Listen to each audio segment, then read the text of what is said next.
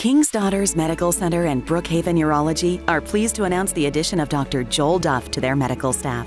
Dr. Duff specializes in general urology, kidney stones, men's and women's urological health, and diagnosing and treating urologic cancers. Don't let these health issues restrict your lifestyle and keep you from enjoying life with your family and friends. Dr. Duff and the staff at Brookhaven Urology are here to serve your needs. To make your appointment, call 601-833-5713 today.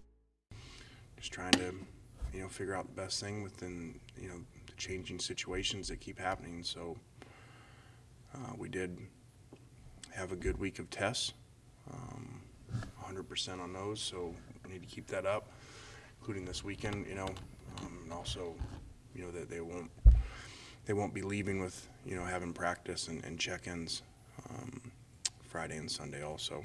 So hopefully that keeps us in a good COVID spot. Start us off, David. Lane, have you guys begun preparation for Mississippi State yet? And, I guess it's time to ask you, what you know about that rivalry and what you think about that rivalry. We have started, much like, these three practices have been like what we would have in a bye. Yesterday was all good on good, no Mississippi State. Today was half and half, and tomorrow will be half and half. So similar to the same thing that we did for Vanderbilt. I know there's a lot of tradition in this rivalry, and not the friendliest of rivalries, I guess, is the best way of putting it.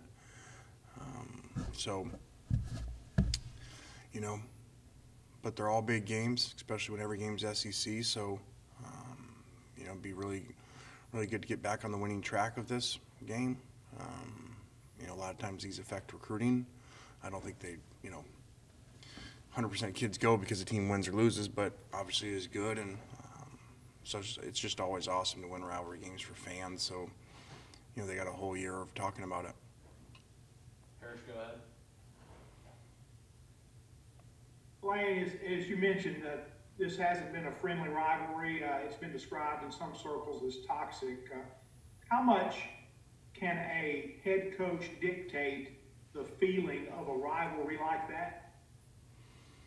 I think he probably can more with the players. I think if something's like this, good or bad, either way, I think it's kind of stuck like that. I've been in rivalries where they're much more friendly. USC, UCLA, with everybody working together in LA and all that. And, and this one's doesn't seem to be like that. So I think it's probably maybe different than before with the head coaches, that, don't really probably, I don't think either of us, build upon that, the hatred part of it and that thing. And, so I don't think that's really our style, but, at the same time, that's, for whatever reasons, that is what it is. So, we're not going to, discourage that or whatever, but that's just not really how we are. What is your history with Mike Leach? I mean, did y'all cross paths at the same time in the pack? How do you know each other, I guess? Well, we know each other from being out there. This will surprise nobody's researchers. I'm sure they have, but little known fact that the last time we played, you would think there would be a lot of points. Actually, we lost to him 10-7, and if I recall, threw a pick 6 in the game. So we only scored 7, and they only scored 3 on offense, which probably would surprise people. But and that game didn't help my longevity of my career at USC. I think that was 2 games before I got fired, so that didn't go over real well in the Coliseum, losing to Washington State. So it's our turn to win. Go to Nick. Lane, with the scrimmage this weekend, is the goal more to get the guys who are usually playing just the reps they would normally get, or are you going to use this to try and evaluate some of the talent you don't get to see on a weekly basis? It's not going to be a scrimmage like that. It's going to be much more like a practice. I'm just concerned more about play counts and GPS numbers, being similar to a game. So it's like we played a game without the wear and tear of the tackling part of it. So, what we'll probably do is, we're just making this up on the fly because we've never dealt with situations like this, is, you know, outside of the 1s and 2s that play a high play count in the practice, you know, then we'll run the other guys to try to simulate some mileage. The guys who missed last weekend, Mingo and Jalen Jordan and Katie Hill, do you have updates on those guys? I mean, it's going to be like always. We hope they play. So I do think we didn't talk much about that. You know, 13 stepping up and really, you know, I don't know that I would have guessed we would have thrown for the most yards in the history of the school. You know, without number 1 out there. So really cool, you know, to see someone else step up like that. Back to David. Lane, just in general, can you tell us how DeMarcus Thomas is doing? Yeah, he is still not practicing. He is doing some workouts,